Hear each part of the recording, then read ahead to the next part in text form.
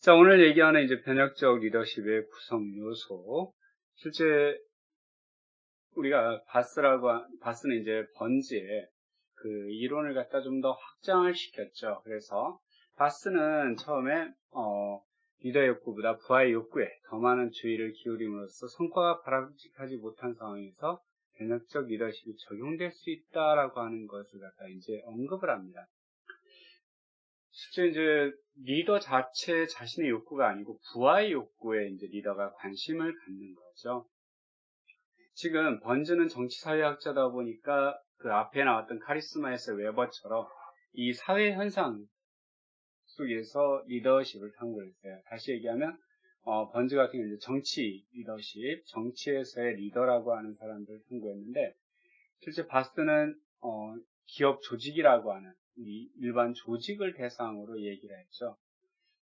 정치 리더와 일반 조직의 리더를 갖다가 좀 구분을 할 필요는 있을 것 같아요. 실제 여러분들 정치적인 리더, 우리 이제 쉽게 그냥 대통령이라고 하는 위치 여러분들 바라보시면 이 대통령이라고 하는 위치에서 본인이 어떤 리더십을 발휘할 거냐라고 하는 부분, 즉 구성원이면 여기서는 국민들이에요. 실제 이 변혁적 리더십의 형태로 바라본다면 만약에 카리스마에 따르면 구성원들의 즉 국민들의 복종 혹은 순응을 갖다가 요구했겠지만 이 변혁적 리더에서는 이 국민들이 좀 더 높은 욕구를 가지도록, 그리고 지금 현재 그냥 욕구라고 나왔으니까 여러분들 이미 욕구는 앞에서 얘기를 했었어요. 원천적인 그 사람이 가지고 있는 무엇인가 원하는 그 원천, 그게 무엇이냐라고 하는 게 욕구라고 하는 것이었다고 했죠. 그래서 쉽게 그냥 매슬로우의 욕구 단계론을 가지고 얘기한다면 일반적으로 우리가 먹고 살기 위해서 일한다라고 생각을 한단 말이에요. 그런데 단순히 먹고 살기 위해서 일하는 게 아니고 너로 인해서 이 사회가 조금 더 사람들이 살 수 있는 더 좋은 환경에서 살 수 있는 그러한 역할을 갖다 해줬으면 좋겠다라고 얘기를 할 수 있는 거죠. 누가? 리더라고 하는 사람이. 실제 지금 현재 제가 이제 간혹 잠깐 그런 얘기들을 하긴 하는데요. 물론, 그거는 이제 저의 개인적인, 주관적인 판단일 수도 있어요. 제가 이제 신문이든 이런 내용들을 보면서 지금의 리더와 전에 정권들을 가졌던 리더들을 비교해서 의견을 얘기하는데, 이건 어디까지나 제 개인적인 의견이기 때문에 여러분들이 뭐 다르게 생각할 수도 있어요. 그런데 제가 봤을 때 실제 앞에, 전에 정권들이라고 하는 게 국민들이 거의 그냥 너희들은 따라와라, 우리가 간다라고 하는 측면이었다면 지금은 이 국민들한테 당신들은 국민으로서 존중받을 수 있는 권리가 있다라고 하는 걸 계속 강조하고 있다라는 느낌을 받게 되거든요. 물론 이건 지금 제 개인적인 의견이라고 해서 여러분은 뭐 다르게 생각할 수도 있는 거고요. 이거에 대해서 우리가 지금 논쟁하자는 건 아닙니다. 그런데 이렇게 우리가 먹고 사는데 여러분 이제 직장 생활이라고 하는 걸 하는 데 있어서 일반적으로 가지는 게 단순히 먹고 살기 위해서 돈 벌려고 회사 다닌다, 이런 생각을 가질 수 있단 말이에요. 그런데 변혁적 리더라고 하는 사람은 단순히 먹고 살기 위해서 다니는 것보다 너희가 너의 그 가치를 높이거나 너를 갖다 성장시킬 수 있는 그런 회사 생활을 하는 건 어떨까, 이렇게 이제 옆에서 자꾸 동기를 갖다 자극시켜주는 이런 역할을 하는 리더가 바로 변혁적 리더라는 얘기예요. 실제 그래서 이제 일반적으로는 변혁적 리더라고 하는 사람들이 실제 성과라고 하는 게 높은 사람들, 이런 사람들을 대상으로 하지만 그렇지 않은 사람들한테도 적용해 봤을 때 변혁적 리더가 오히려 가능하다라고 하는 걸 얘기했다라는 거죠. 근데 이제 반즈는 실제 단일선상에서 바라봤을 때, 즉 여기에 변혁적 리더가 있고 거래적 리더가 있고 이 마지막에 이제 아무것도 아닌 우리 이제 방임적 리더라고 하는 게 존재하죠. 그래서 리더라고 하는 건 하나의 속성을 나타내면 다른 속성이 나타나지 않았어요. 하지만 바스는 실제 이 두 가지가 같이 어우러질 수 있다라고 하는 걸 얘기했어요. 이건 상당히 중요합니다. 여러분들 지금 변혁적 리더를 얘기하는데 제가 자꾸 거래적 리더와 비교를 하다 보니까 그러면 거래적 리더와 변혁적 리더는 완전히 별개 떨어진 거냐? 서로 완전히 그냥 따로따로 봐야 되느냐라고 하는데 전혀 그렇지 않아요. 이 두 가지는 같이 움직여야 된다라고 하는 거죠. 결론을 얘기하면. 쉽게 이런 거예요. 여러분들 아무리 리더가 나를 갖다 구성원들이 존경하고 있고 뭐 한다 할지라도 돌격 앞으로라고 외쳤어요. 그런데 리더가 자신의 이상을 갖다가 구성원들한테 심어줬고 그들을 각자 배려하긴 했어요. 그렇지만 지금 현재 그들이 계속 오랜 전쟁에 의해서 힘들어한다. 이랬을 때 그걸 갖다 감안하지 않고 그냥 계속 돌격 앞으로만 외칠 거냐. 또 이들이 전쟁에 나오면서 그들이 원하는 것들이 있을 텐데 리더가 그걸 주지 않고 계속 앞으로만 끌어당길 거냐라고 하는 부분이 있는 거죠. 이렇게 실제 거래적 리더와 변혁적 리더라고 하는 건 같이 함께 어우러져서 작동이 되는 게 가장 좋다. 그래서 우리가 이제 앞에서 뭐 이제 여기는 카리스마라고 하는 부분을 얘기했지만 거래적 리더와 변혁적 리더라고 하는 건 실제 함께 움직인다라고 하는 거 여러분이 좀 이해를 해주셨으면 좋겠다. 물론 이 거래적 리더십이라고 하는 개념이 탄생한 게 바로 이제 이 번즈가 기존의 리더십들을 갖다가 봤을 때 자기가 이제 변혁적 리더십이라고 하는 걸 얘기하면서 기존의 리더십을 그럼 도대체 뭐라고 이름을 지을 거냐라고 하는 문제가 있었어요.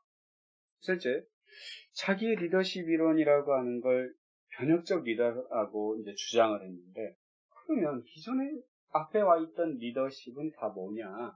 이제 이 번즈라고 하는 학자는 얘네들은 다 교환 관계에서 이루어진다라고 해서 거래적 리더십이라고 이름을 붙였던 거예요. 그러면서 자신의 또 변혁적 리더십이라고 하는 이 변수들을 설명을 했죠. 그렇지만 점점 오면서 이게 완전히 별개로 떨어질 수는 없다라고 하는 걸 얘기를 하고 있는 거죠.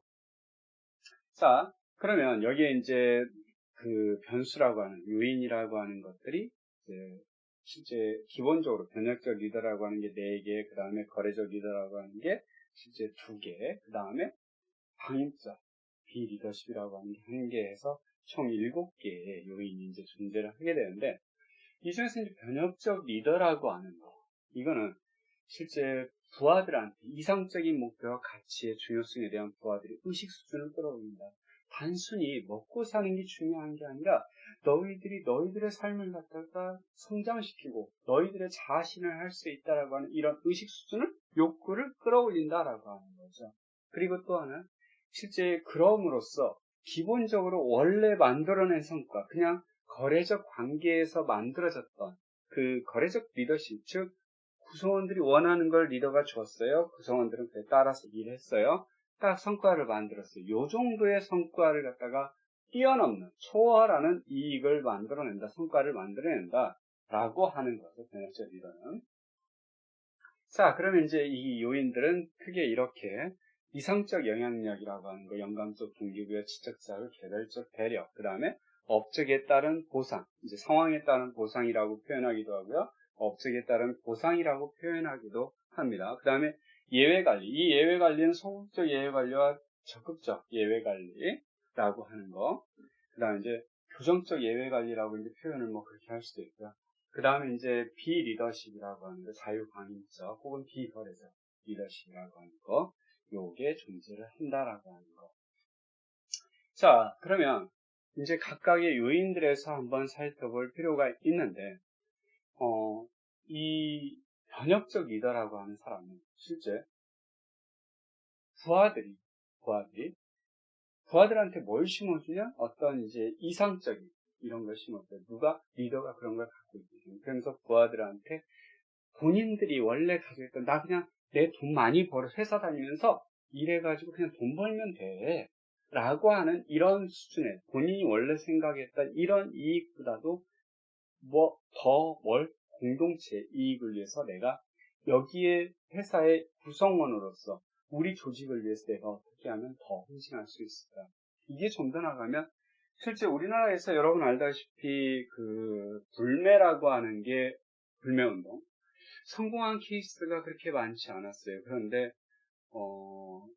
정말 유일하게 물론 이제 시간이 지나면서 이제 다시 또 사그라드는 부분도 있었겠지만 상당 기간을 갖다가 불매운동을 성공적으로 이끈 케이스가 얼마 전에 이제 나타났었죠. 작년부터 해가지고 이런 케이스들이 많이 나타났었어요. 이렇게 이제 그걸 갖다 이제 누구와 주도를 하겠죠. 그러면서 어떤 그냥 각각의 구성원 개개인의 자신들의 이익이라고 하는 건 뭐예요? 그냥 그거 싸니까, 좋으니까 그냥 가서 샀다는 말이에요. 근데 이게 어디의 제품이냐라고 하는 걸 이제 관심을 갖게 만드는 거였죠.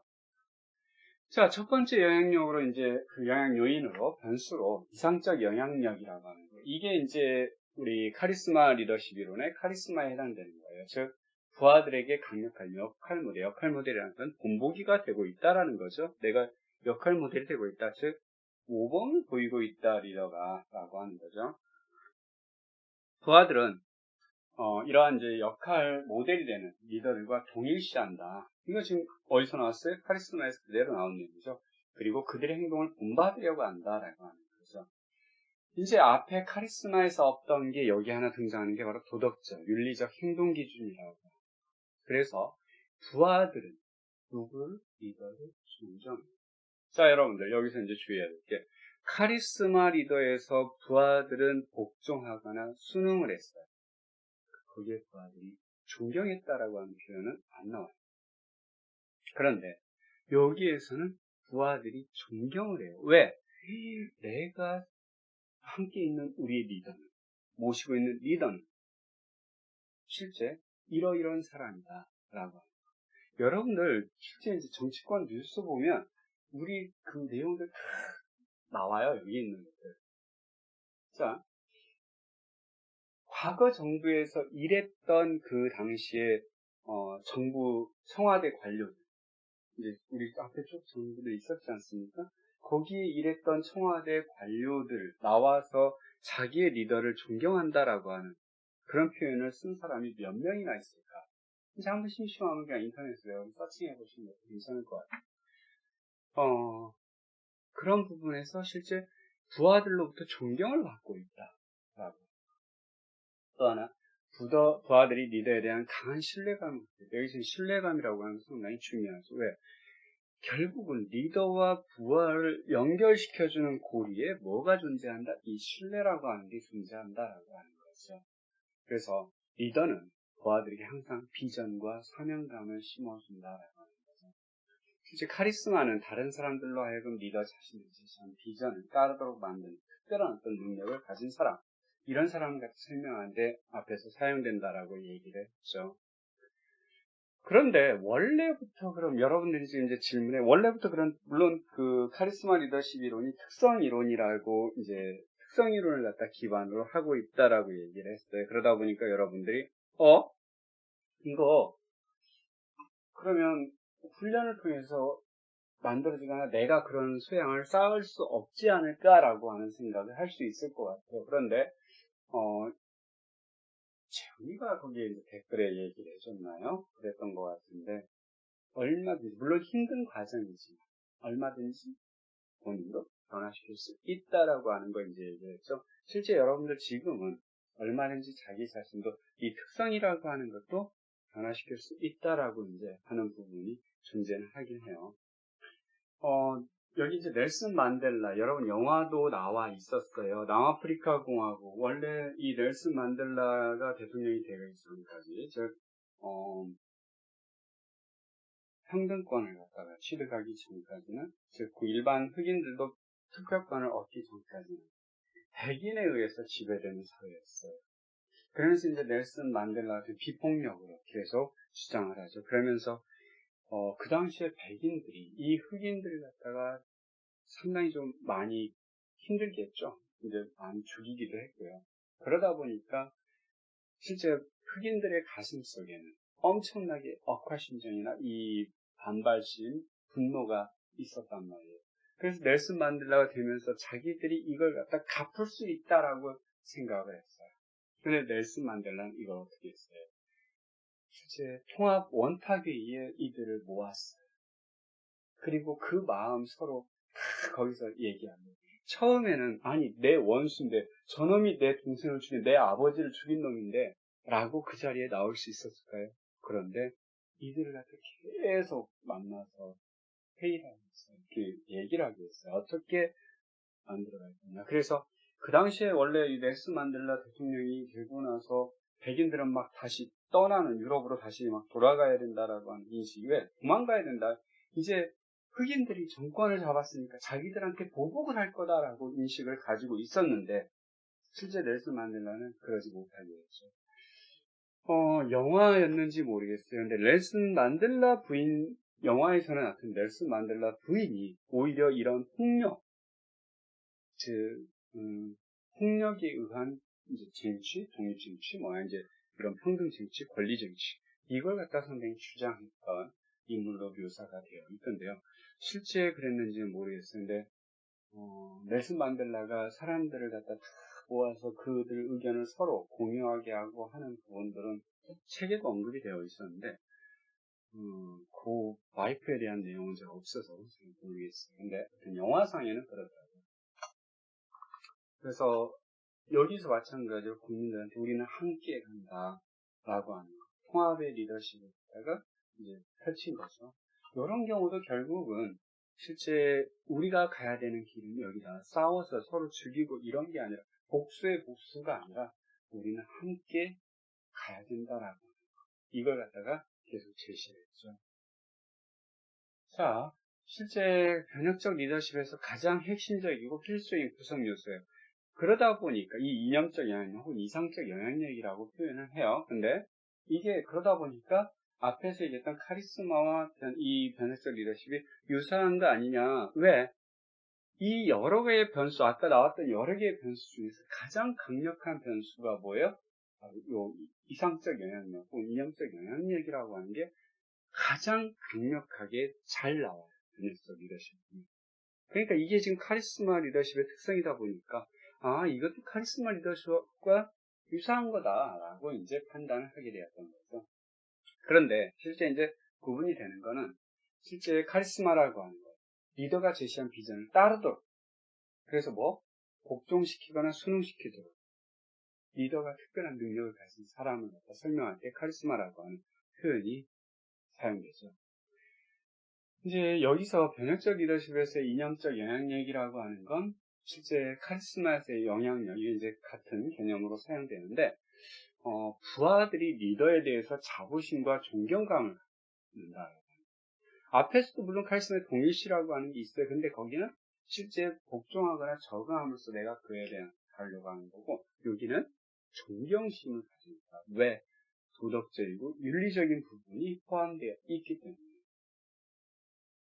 자, 두 번째가 이제 영감적 동기부여라고 하는 게 있어요. 이제 감화라고 하거나 이런 부분인데, 부하들에게 높은 기대를 표시해요.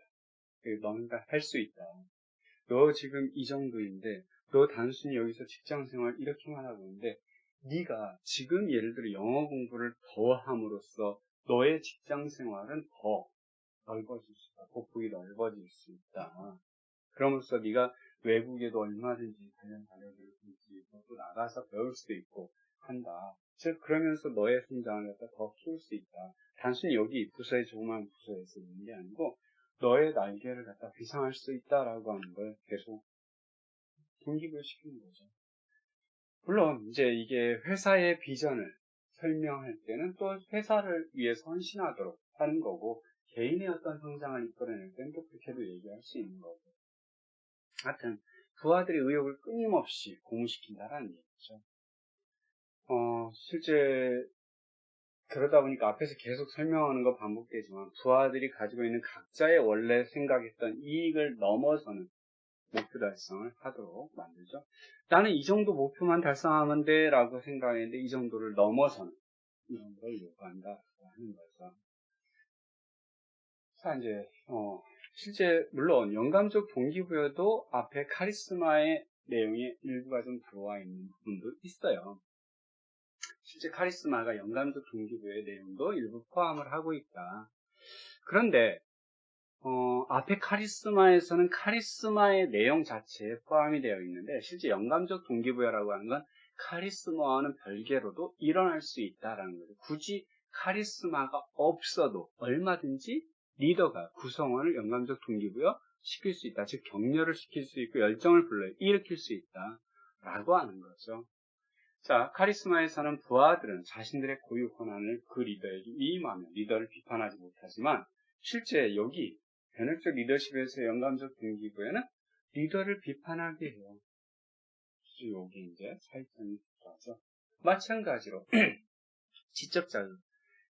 리더가 자기 자신을 포함해서 우리가 지금까지 해왔던 방식에 대해서 항상 이게 옳은 것인지 의문을 제기할 수 있게 하는 거죠. 혹시 이걸 갖다 개선할 수 있는 게 없는지 이런 걸 계속 끊임없이 제기할 수 있도록 자극하는 거죠.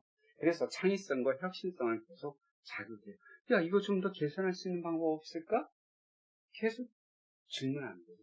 구성원들한테 이제 이런 걸 심어주는 거죠. 그래서 구성원들도 자신들은 이거 이렇게 하면 더 좋겠는데 이걸 스스럼 없이 얘기할 수 있는 문화 이런 게 만들어지는 거죠. 그리고 이제 필요에 따라서 아까 얘기했다시피 리더가 얘기한 것 자체도 의문을 제기하고 카리스마에서는 그게 가능했어요? 불가능했어요. 그런데 여기는 가능하다고 합니다. 자, 또 이제 개별적 대령. 지금 여기 이제 사례에서 생산 지원의 문제점을 해결하기 위해 자신만의 어떤 독특한 방법을 개발하려는 생산직 근로자의 개인적 노력을 부추기는 공장장애라고 하는 부분이 나왔는데, 이 대표적인 게 여러분들 혹시 김규환 명장이라고 하는 분, 지금 이제, 전에, 새누리당이었나요? 한나라 국회의원 된 걸로 알고 있어요. 이분이 이제 초등학교 나와서 실제 그 당시에 배우정밀 기계라고 하는 회사에 이제 입사를 초등학교밖에 안 나왔는데 입사를 하게 되죠. 물론 신부름꾼 사환이라고 하는 신부름꾼으로 입사를 해서 계속 거기서 이제 공부하고 계속 하다 보니까 이제 어디까지 이사까지 올라가는 사람이에요. 그런데 이 사장이 항상 야, 너 하나 개선할 때마다 우리 회사의 어떤 시스템이나 이런 거 개선할 때마다 10원 시킨다 라고 했어요. 이분이 실제 회사의 어떤 개선 이런 아이디어를 낸 게 4천 몇백 건이라 그럽니다. 실제 특허만 해도 이분이 200 몇 개인가를 갖고 있고요. 전 세계 특허 이것도 지금 상당수를 가지고 있는 걸로 몇 개인지는 정확히 기억 안 나는데 이런 것들이 있어요. 계속 자극을 줘요. 그래서 그런 거 할 수 있게 계속 본인을 갖다가 계속 새로운 걸 탐색할 수 있게끔 만들어주는 거 이런 것들이 있다. 또 마찬가지로 이제 네 번째가 개별적 배려라고 하는 거. 부하 개개인이 가지고 있는 욕구 및 능력의 차이를 인정하고 개인이 가지고 있는 욕구 수준을 보다 더 끌어올린다라는 거. 그래서 기존에 할 수 있는 성과보다 더 많은 능력을 발휘할 수 있게끔.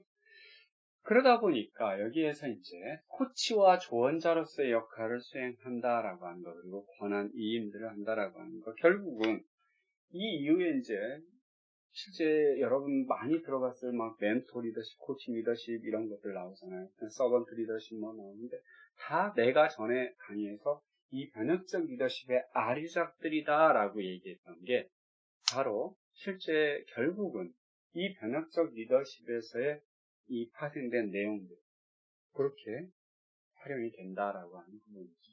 또 마찬가지 권한이 인파워먼트라고 하는 거 이걸 갖다가 이제 활용하기도 한다라고 하는 거죠. 자, 실제 변혁적 리더십 이제 거래적 리더십과 비교할 때 거래적 리더십이라고 하는 건 원래 그냥 이 정도 성과를 내야 된다. 즉 처음에 기대했던 원래 목표했던 성과가 이 정도다. 근데 변혁적 리더십은 이거보다 더 초과해서 업적을 초래한다라고 하는 거죠. 실제 변혁적 리더가 구성원들한테 항상 그렇게 그 영감적 동기부여를 그리고 지적 자극을 주고 개별적 배려를 함으로써 실제 그걸 초월할 수 있게끔 만든다라고 하는 부분이죠. 이제 여러분들 그러면, 이 개별적 배려니까 하나하나에 신경을 쓰는 거 아닌가요? 그게 결국은 1대1 관계 아닌가요? 물론 1대1 관계에서도 적용될 수 있고요. 또, 실제 우리 국가나 이 큰 기업 전체 조직 차원에서도 운영될 수 있다.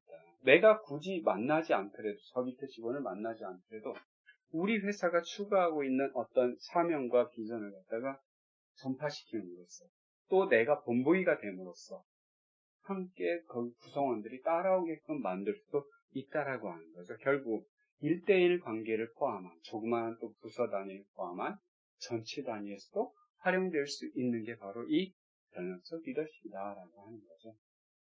물론 카리스마 리더십도 전체 단위에서도 가능해요. 얼마든지 가능합니다. 자, 이제 예를 들어 여기 사례들, 실제 연구 사례죠. 독일의 대형 운송회사의 220명 종업원들을 표본으로 한 연구에서 이제 변혁적 리더십, 거래적 리더십이 종업원의 업적과 회사의 수익에 미치는 영향을 오히려 또 더 증대시킨다. 결국은 기대된 성과 이상의 것을 증대시킨다라고 하는 걸 얘기하는 거죠. 또 마찬가지로 합병을 통해서 새로운 대형 조직으로 통합된 다국적 기업의 종업원들이 변혁적 리더십이 미치는 영향을 검증했더니 여기서 나온 변수들이 변혁적 리더십 변수 4가지 있죠. 요 변수들이 실제 종업원에 대한 합병에 대한 인식, 수용 이걸 갖다가 더 잘하더라. 그리고 직무 만족이나 직무 업적 등 이런 것들과 상관성이 좋더라. 즉 정적인 영향을 미치더라라는 거죠. 결국은 이런 변혁적 리더십이 종업원들에게 긍정적으로 작용해서 직무 만족이나 직무 업적 등이 높아지더라라고 하는 거죠. 이게 이제 변혁적 리더십에 보이는데 여기 빨간색으로 표시한 건 정상적인 거래 리더십 과정이다. 그리고 부하의 현 상태에 기대된 노력을 얘기하는 거고요. 그 다음에 결국 기대성 성과 원래 이 정도 달성했어야 됐어 라고 하는 걸 달성한다. 즉 여기는 거래적 리더십을 얘기하는 거고 이 전체를 아우르는 게 바로 뭐다? 변혁적 리더십이다. 그래서 여러분들 변혁적 리더십은 이 거래적 리더십을 포함하고 있다라고 하는 걸로 이해를 해주세요.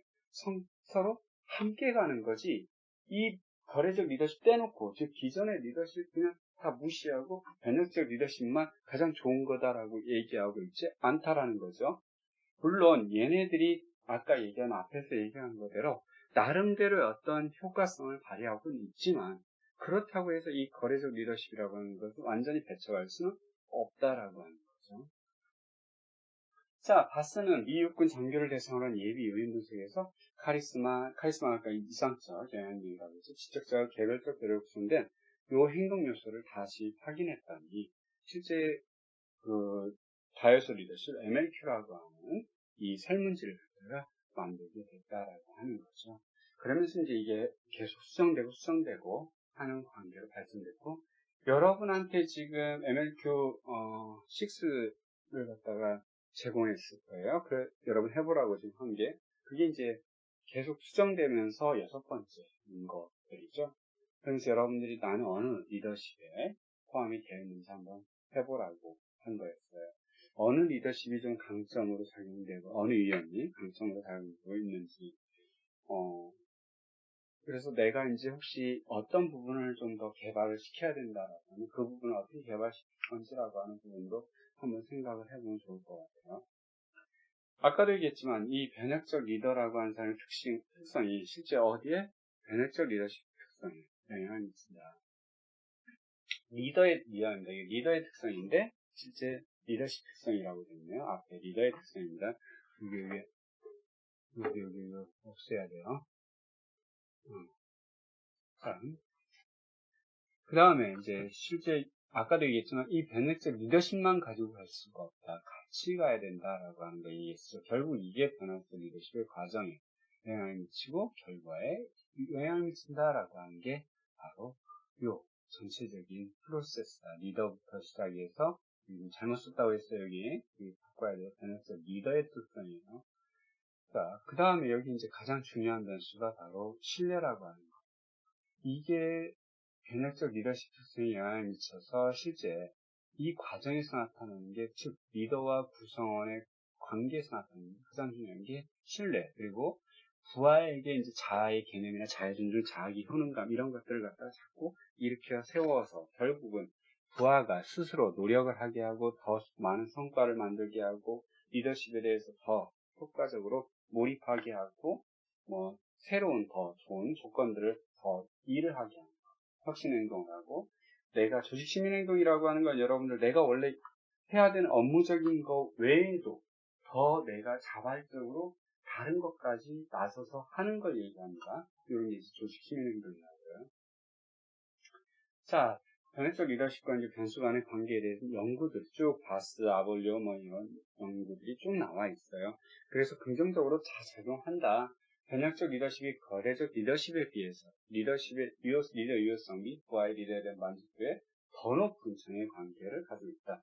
더 높은이라고 하면 결국 거래적 리더십도 리더십 유효성에 효과적인 영향을 미친다. 정의 효과를 미친다. 다만 변혁적 리더십 더 높게 영향을 미친다라고 하는 거죠. 또 변혁적 리더십이 높게 지각된 리더가 이끄는 팀의 성과가 낮게 지각된 리더가 이끄는 팀의 성과보다 높다라고 하는 거.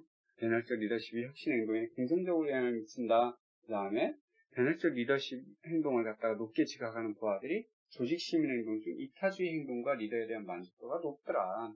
또 신뢰가 변혁적 리더십과 부하 성과를 연결하는 매개 변수다. 실제 앞에서 여러분 얘기했지만 변혁적 리더십과 부하를 갖다 연결해주는 이 관계에서 신뢰라고 하는 게 가장 중요하다.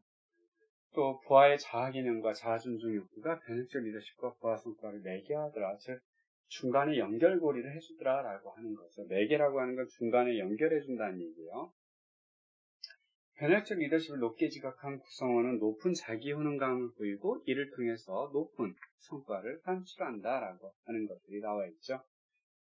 실제 변혁적 리더십은 조직 구성원들에게 상당한 영향을 행사하고 있다.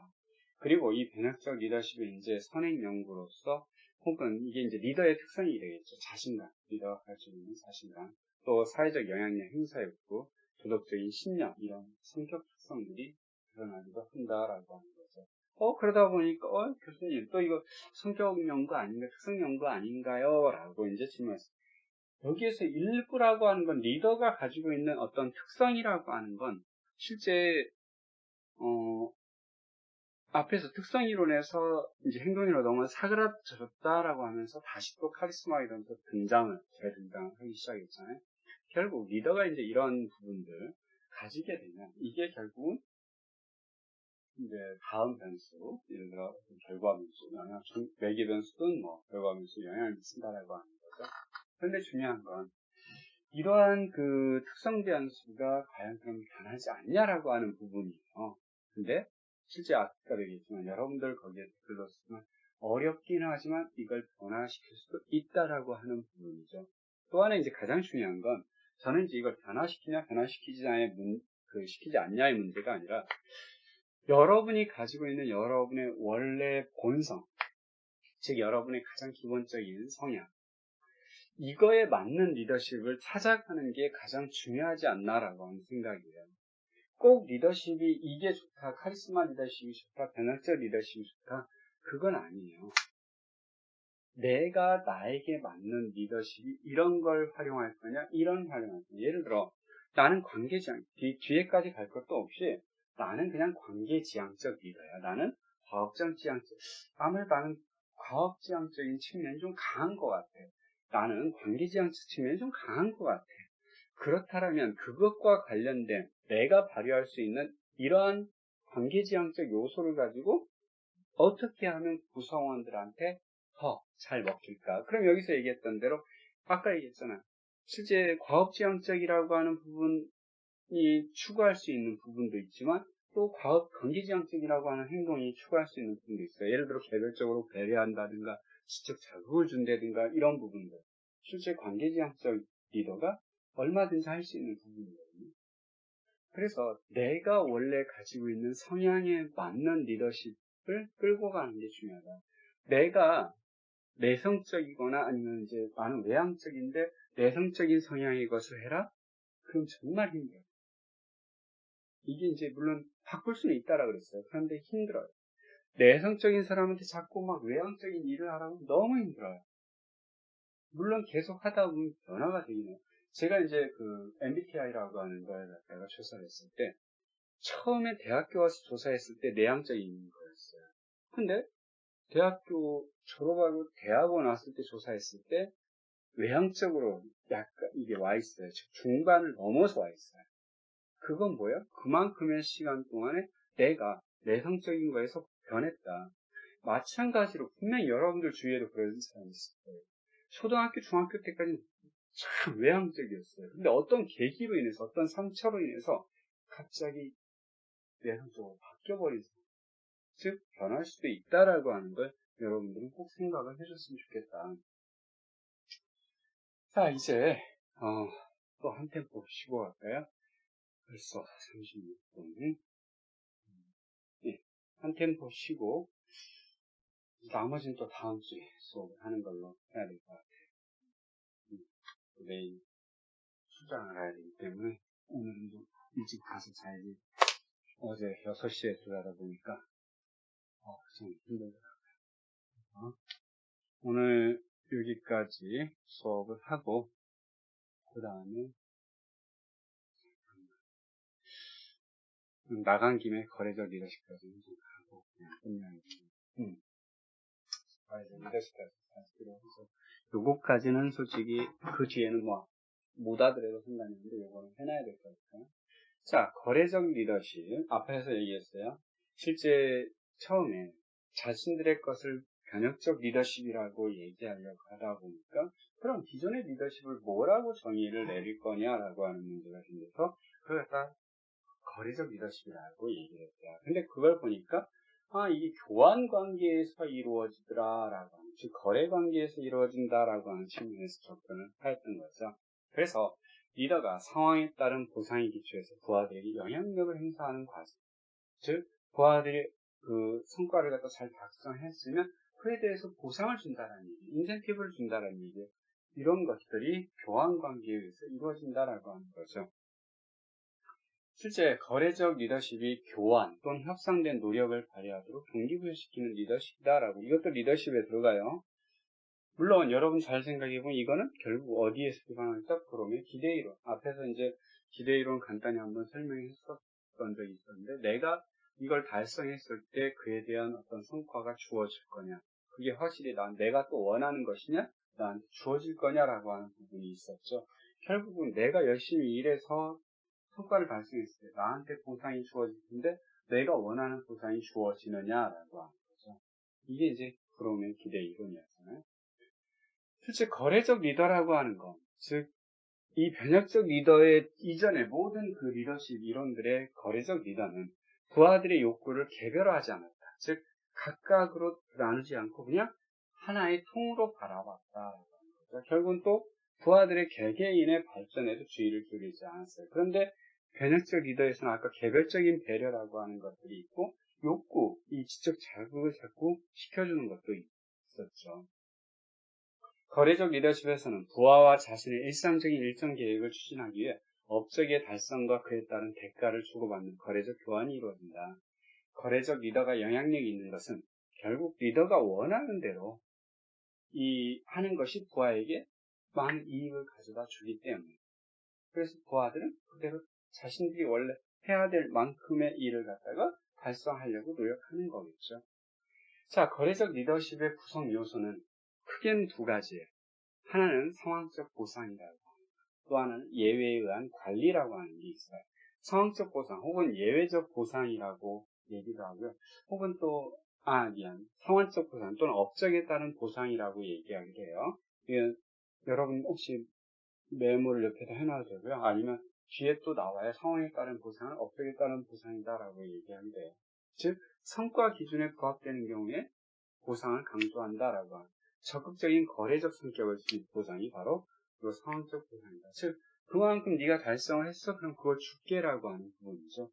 자, 이제 예외에 의한 관리라고 하는 건 성과 기준에는 부합하지 않아요. 그런데 이때 수정을 갖다가 한단 말이에요. 성과에 부합하지 않기 때문에 이걸 갖다가 바꿔야 하잖아요. 그러면 여기에서 이제 두 가지가 나와요. 하나는 성과가 지금 나지 않는데 계속 옆에서 보니까 얘 잘못하는 것 같아. 그러니까 그걸 바꾸려고, 교정하려고 접근하는 방법이 있고요. 아니면 가만히 있다가 그냥 성과 딱 나왔는데 성과 너 못 나왔네? 미달했네? 너 다음에 인센티브 없어. 너 다른 부서로 가. 너 그냥 회사 그만둬. 이렇게 가는 방법도 있어요. 그래서 상황적 보상이라고 하는 건 하나가 있고요. 예외적 관리라고 하는 건 두 가지로 구분할 수 있다. 구분한다라고 하는 건 어떻게? 적극적인 예외 관리와 소극적인 예외 관리. 적극적인 예외 관리라고 하는 건 즉 교정적인 관리, 즉 지금 현재 진행되고 있는 중간중간에 리더가 자꾸 끼어드는 거죠. 왜? 너 실수하고 있는 것 같아. 그렇게 하면 안 돼. 이렇게 해야 돼. 이렇게 해야 돼. 계속 하는 거죠. 그 다음에 소극적 예외 관리라고 하는 이미 놔두고 그냥 결과가 딱 나왔어. 너 결과 달성 못했네? 했을 때 들어갑니다. 결과 달성 못하니까 너 잘라. 집에 가. 해봐. 이렇게 해버릴 수 있다. 자, 업적에 따른 보상. 실제 부하의 노력이 특정한 보상과 교환되어지는 리더와 부하 사이의 교환 과정이다라고 하는 거죠. 리더는 수행되어야 할 과업이 무엇인가를 제시해요. 그것을 수행하는 사람이 주어지는 보상에 대해 부하들의 합의를 얻어내려고 노력해요. 자, 예를 들어서 이제 자녀가 피아노 연습을 마치면 얼마 동안 텔레비전을 시청할 수 있다, 아니면 스마트폰 게임을 할 수 있다, 이렇게 협상하는 경우. 그 다음에 또 대학에서 이제 종종 일어나는데 승진이나 종신재직, 정년 보장을 받기 위해서 논문 편수와 논문의 질에 대해서 협상하는 경우도 존재한다라고 하는 거죠. 이게 이제 업적에 따른 보상이고요. 그다음에 이제 예외 관리, 즉 교정적 비판이라고 하는 것과 그다음에 이제 부적 피드백, 부적 강화라고 하는 용어. 여러분들한테 이제 강화 이론에 대해서 설명을 했었나요? 안 했던 것 같은데. 자, 여기 이제 예외 관리는 두 가지 형태가 있다. 하나는 적극적인 형태와 소극적인 형태. 자, 실제 예외 관리의 적극적인 형태를 취한 리더는 부하들의 실수와 규칙 위반을 빈틈없이 계속 지켜보고 있어요. 아주 그때그때 야 이거 잘못했어. 이렇게 하면 안 돼. 이렇게. 결국은 리더가 어떻게 하고 있어요? 적극적으로 계속 참여를 하고 있어요. 그래서 능동적인 형태 혹은 적극적인 형태라고 얘기를 하는 거죠. 자, 또 종업원들이 고객들에게 어떻게 다가가는지를 매일 관리자, 매니저가 감시하고 있어요. 보고 있어요. 그러면서 규정된 방법으로 원래 매니저한테 딱 손님이 들어왔을 때 손님 자리에 안내하고 그 다음에 물을 따라주고 메뉴판을 놓고 물을 따라주고 그대로 다 하고 있는지 이거 갖다가 계속 보고 있어요. 그러면서 잘못하고 있으면 야 그렇게 하지 마 이렇게 해야지라고 교정을 계속 해준다라고 하는 거죠. 이제 두 번째 소극적 예외 관리라고 하는 건 리더는 기준에 미달하거나 문제가 표면화된 후에만, 즉 이미 결과는 끝났어요. 즉 업무 성과에 대해 이야기 한번 나누지 않고 인사고과에 그 종업원에게 나쁜 점수를 주는 감독자 이런 거에서 찾을 수 있다라고 하는 거죠. 실제 적극적 예외관리위원과 소극적 예외관리위원 모두 업적에 따른 보상, 즉 앞에서 얘기했던 상황에 따른 보상, 여기에서의 정적 강화 이런 것보다는 부적 강화를 더 많이 사용합니다. 정적 강화라고 하는 건 앞에 5에서 상황에 따른 보상이라고 하는 건 달성을 하게 되면 막 자꾸 인센티브 원래 주기로 했던 인센티브나 이런 걸 준단 말이에요. 이게 정적 강화잖아. 너 결과를 냈어? 그러니까 잘했어. 그걸 준단 말이에요. 이게 정적 강화예요. 그런데 너 지금 그 달성을 못했네? 그러면 주기로 했던 걸 안 줘요. 이게 이제 부적 강화라고 하는 거죠. 실제 거래적 리더십, 아까 이제 그 부분만 따로 딱 뺐을 때 일반적으로 지정된 결과를 달성하기 위해서 부하가 무엇을 해야 하는지 리더가 결정을 해서 그리고 명확히 설명을 해줘요. 부하는 내가 무엇을 해야 될지를 명확히 알고 있기 때문에 성공 확률이 높아요. 마찬가지로 리더가 부하의 욕구를 확인해요. 그러면서 지정된 결과의 달성과 부하의 욕구 충족 간의 교환 관계를 부하가 원하는 게 이거야. 그러니까 내가 그걸 주면 돼요. 부하 입장에서는 내가 이걸 달성을 했을 때 내가 원하는 걸 받을 수 있어. 그러니까 나는 어떻게 해요? 현재 수준에서의 내가 원하는 이만큼을 달성하기 위해서 노력하는 거죠. 그 이상을 노력해요? 안 해요. 그 이상은 안 해요. 그건 누가요? 변혁적 리더가 얘기하는 거예요. 자, 이제 마지막으로 비리더십 요인이라고 하는 게 있다. 즉, 거래적 리더십으로 한 단계 더 분기된 것으로서 아예 이제 거래적 행동 자체도 없는 거죠. 자유광임적 리더. 리더십이 없는 상태라고 얘기죠. 손 떼고 알아서 그냥 돌아가는 대로 놔두는 거. 그런데 이 손 떼고 알아서 돌아가는 대로 놔두는 건 결국 앞에 예외에 의한 관리, 즉 소극적 결과가 나오고 나서 결과 달성 못했네? 그때 이제 뭔가 좀 푸시를 가하는 너 인사고과 낮아? 너 낮은 점수 받을 거야? 이렇게 이제 쓴단 말이에요. 이것과 결국 유사하게 묶어진다는 거죠. 그래서 그 두 가지를 합쳐서 비리더십이라고 얘기하기도 한다라는 거예요. 즉 여기 소극적 예외 관리와 합쳐서 비리더십 또는 소극적 리더십이라고 부르기도 한다. 이제 예를 들어 이제 회사를 위한 장기적인 계획도 없고 현장 감독관들과 회의마저 소집하지 않고 종업원들과 접촉도 거의 하지 않는 중소기업 사장이 있다는 이런 사람들이 결국은 그 회사 이제 얼마 있으면 문을 닫아야 될 상황이 있겠죠. 이런 경우도 존재한다라고 하는 거죠. 또 이런 경우도 있어요. 회사의 사장님이 이제 자신의 회사에 컨설팅을 해달라고 요청이 들어왔어요. 갔는데 사장님이 그러십니다. 우리 직원들이 왜 말을 못 믿는 것 같아요. 나한테 와서 뭔가 어떤 문제가 있을 때 얘기를 하지 않아요. 그러면서 이제 공장 설명해 준다고 쭉 돌아다니잖아요. 그런데 그 가는 과정에서 거기 이제 직원들이 사장님한테 쭉 가는 이제 설명하는 과정에서 한 8명, 9명 정도 사장님한테 인사를 했는데 사장님이 그 직원들 인사를 받았어요.